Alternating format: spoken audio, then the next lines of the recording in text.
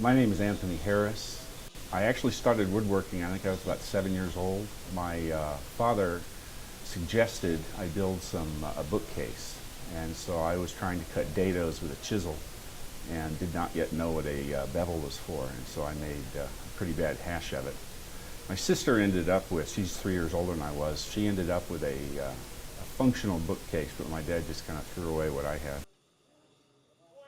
My dad had built this kind of funky lathe at home that he was going to, he made a lamp out of it, a laminated lamp. And I think it's probably almost the only time he used the lathe.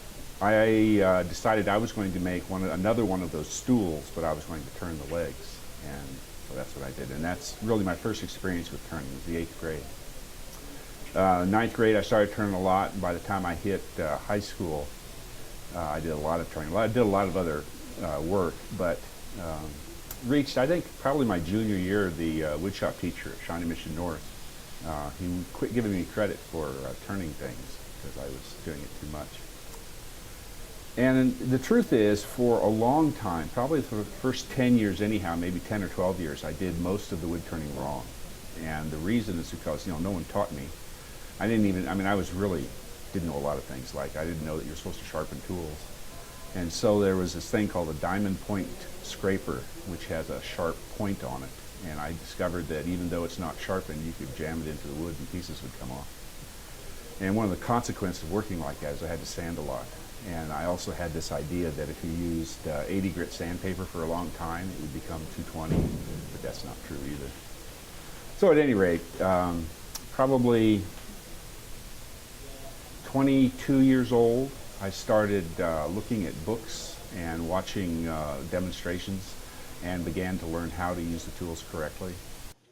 I went overseas for a while and then came back in 92 and decided I wanted a big lathe. And I looked around for quite a while, couldn't find what I wanted, and so I built one. And I still have it. I use it for bowls about 10 feet long. It'll turn a 30-inch diameter. 5 or 6 years after that, I started deciding I was going to learn to chase threads. And I probably spent most of a year just learning how to do that. Learning enough so that I could plan on succeeding. And after a year I could do it, but it really took 3 years before I became confident. I could use most any pitch, work with any diameter of piece of material. And essentially what I did was everything I could put a thread on, I did, and that's how I practiced it. I eventually learned that you can also chase threads in most any material. Most of the thread chasers, there aren't a lot of them, but most of the thread chasers say, well, you have to use this close-grained wood, it has to be very dense, and I discovered primarily by making waste blocks that I could chase a thread in most anything. And so, I chased a thread in a sweet potato. And there's Banksia pods, things with voids in them, trying to chase threads across voids, and so it's a lot of fun doing that. You can also use a lot of different materials on a wood lathe. You don't have to just turn wood. And I've turned things, probably the softest thing I ever turned was styrofoam. I've also turned, I guess, wax candles. Wax candles are kind of fun. Probably the hardest things I've turned are mild steel and brass. I've turned some soapstone.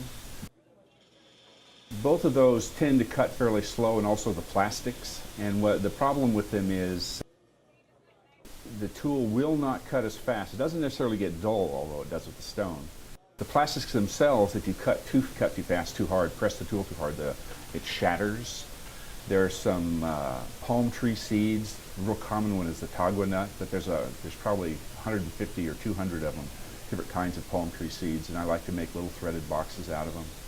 And the problem with them is they can also shatter if you press too hard. Bone and ivory are very interesting things to turn, particularly if you find dense bone. Some of the bone that you get from pork or beef is fairly thin-walled, and you can turn it. You can only turn small things. It leaves a lot of oil, has a lot of oil in it, and it's not really all that hard. I got some ivory is a lot of fun to turn. It's also dense, but it's crunchy. See, bone and the ivory, they're not the same material. Ivory is a tooth, and it's much more brittle, but it's a very interesting, solid thing to turn. You can create very good detail in it. It'll hold it.